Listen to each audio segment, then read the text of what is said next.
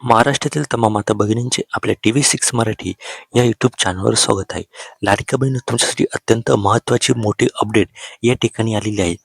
ज्या लाडक्या बहिणीची याआधी ई-के-वाय-सी झालीच नव्हती आणि ज्या बहिणींनी 31 डिसेंबर 2025च्या आधी ई-के-वाय-सी करताना ती चूक केलेली होती, अशा दोन्ही बहिणींसाठी मोठी अपडेट्स या ठिकाणी आलेली आहे बहिणींनो. इथे तुमच्यासाठी मोठी खुशखबर इथे आलेली आहे.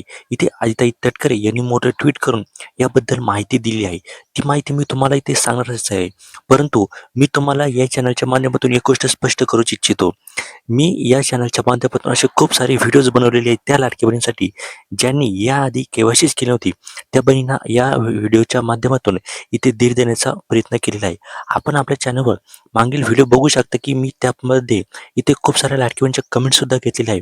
त्यांना धीर देण्याचा प्रयत्नसुद्धा केलेला आहे आणि आपल्याला अशा खूप साऱ्या लाडक्या बहिणींच्या इथे कमेंट्स येत होत्या, की "सर, आम्हाला ई-के-वाय-सी करण्याचा पुन्हा एकदा चान्स द्यावा." आता सरकार त्याच तयारीत आहे. मी सगळ्यात पहिले तुम्हाला आदिताई तटकरे यांनी काय ट्विट केलेलं आहे ते इथे दाखवून देतो. तर आपण इथे स्क्रीनवर बघू शकता, त्यांनी सांगितलेलं आहे, की मुख्यमंत्री माझी लाडकी बहीण योजनेतील लाभार्थ्यांच्या कपातीबाबत काही माध्यमांकडून प्रसारित करण्यात आलेल्या बातम्या चुकीच्या व तथ्यहीन नाही. दिनांक 31 मार्च 2026 पर्यंत लाडक्या बहिणींना ई-के-वाय-सी करण्याची संधी इथे देण्यात आलेली आहे. ही प्रक्रिया अजूनही सुरू असून याबाबत अद्याप कोणतीही अधिकृत माहिती विभागाकडून प्रसिद्ध करण्यात आलेली नाहीये. या संदर्भात कोणतेही वृत्त प्रसारित करण्यापूर्वी माध्यमांनी तथ्यांची पडताळणी करावी ही नम्र विनंती. बघा, इथे अशा बातम्या इथे फिरत होत्या, की 31 मार्चच्या आधीच ही जी के-वाय-सी आहे ना चुकीची, ज्यांनी के-वाय-सीमध्ये चूक केली होती त्यांची के-वाय-सी इथे आता त्यांना इथे बंद करण्यात आलेली आहे.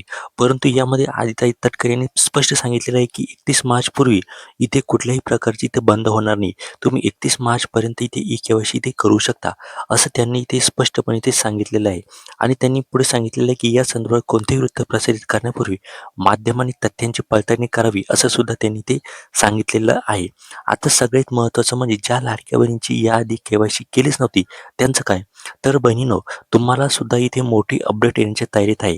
कारण की 31 मार्च नंतर इथे पुन्हा मुदतवाढ इथे होण्याची शक्यता इथे वर्तवण्यात येत आहे. आणि त्या 31 मार्च नंतर म्हणजे 1 एप्रिल नंतर तुम्हाला सुद्धा इथे चान्स इथे भेटण्याची मोठी अपडेट्स आता असं वाटतंय, की तुम्हाला 1 एप्रिल नंतर तुम्हाला इथे चान्स भेटू शकतो.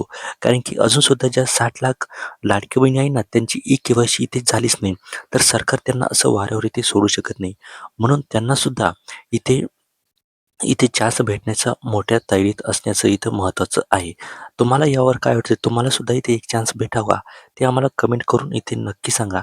आणि तुम्ही कुठल्याही प्रकारचं टेन्शन घेऊ नका. फक्त तुम्हीच इथे राहिलेले नाही. जवळ महाराष्ट्रामध्ये 60 लाख लाडक्या बहिणी ज्या आहे ना, त्या इथं अजूनसुद्धा इथे के-वाय-सी करण्याच्या बाकी आहे. तर सरकार त्यांना असं वाऱ्यावर सोडणार नाही. आणि इथे मी तुम्हाला एक गोष्ट सांगू इच्छितो. काही लाडकी बहिणी म्हणत आहे, की "सर, आता आम्ही अपात्र झालेलो आहोत का?" तर तुम्ही कुठल्याही प्रकारे इथे अपात्र झालेला नाही आहेत.